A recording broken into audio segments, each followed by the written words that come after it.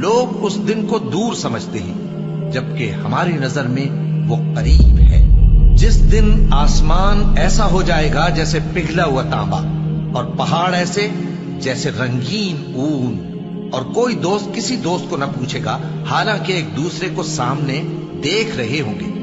اس روز گناہگار چاہے گا کہ کسی طرح اس دن کے عذاب کے بدلے میں سب کچھ دے دے، یعنی اپنے بیٹے اور اپنی بیوی اور اپنے بھائی اور اپنا خاندان جس میں وہ رہتا تھا، اور جتنے آدمی زمین پر ہیں غرض سب کو دے ڈالے، پھر اپنے آپ کو عذاب سے چھڑا لے۔